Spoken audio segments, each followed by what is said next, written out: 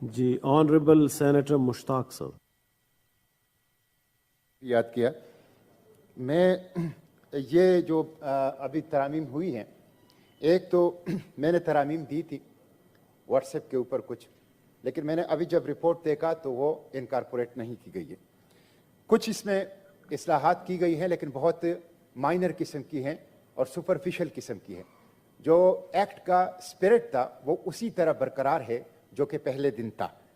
اگر اس کو ہم نے اس انداز سے پاس کیا تو اس سے پورا ملک ایک کینٹونمنٹ اور ایک چاونی بن جائے گی، اور اس سے غیر معمولی اندھے اختیارات وہ انٹیلیجنس ایجنسیوں کے پاس آ جائیں گے، جس سے بشری حقوق، سیاسی آزادیاں، انسانی آزادیاں اور میڈیا کی آزادی شدید طور پر متاثر ہوگی. اور میں اس کو کہوں گا کہ اگر قانونی مارشل لاء کی کوئی اصطلاح ہے، اگر کوئی ہے قانونی مارشل لاء کی اصطلاح تو اس کے نتیجے میں آئے گی. میں چند چیزیں اٹھاتا ہوں، مجھے منسٹر صاحب ذرا اس کا جواب دیں. میں نے یہ امینڈمنٹس جمع کرائے ہیں، یہ 6 امینڈمنٹس میں نے، جس پہ سب امینڈمنٹس بھی ہیں، یہ جمع کرائے ہیں. آپ دیکھیں جو آپ پہلے صفحے پر آپ نے لکھا ہے documents include any written in written میں تو آپ سادہ کاغذ بھی ہے، صاف کاغذ بھی ان ریٹن ہوتا ہے.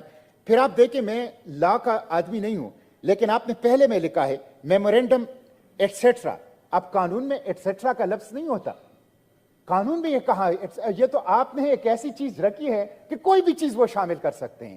قانون تو بلیک اینڈ وائٹ میں بڑا کلیئر ہوتا ہے، اس میں تو ایسی چیزیں نہیں ہوتی.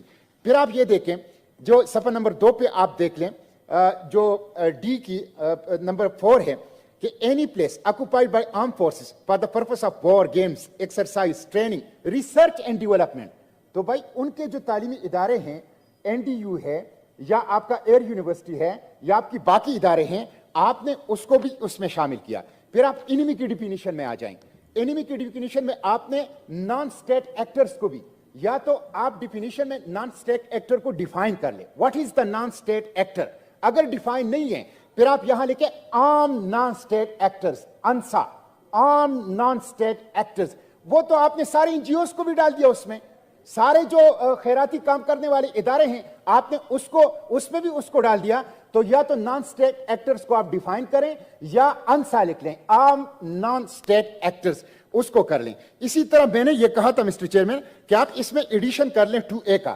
وہ ایڈیشن میں کیا کرنا چاہتا تھا، وہ یہ تھا the provision of this act shall be constituted, interpreted, applied and implemented subject to the provision about fundamental rights contained in chapter 1 of part 2 of the Constitution of Islamic Republic of Pakistan, particularly article 9, 10, 10A and 14.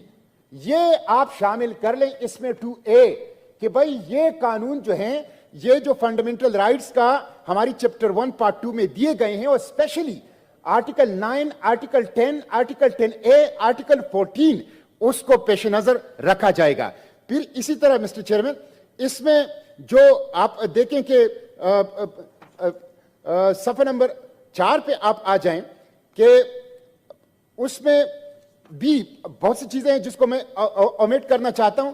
پھر اس میں جو ان authorised disclosure of identity ہے جس کی طرف minister صاحب نے اشارہ کیا، a person shall commit an offense who intentionally acting in any manner prejudice to public order or safety.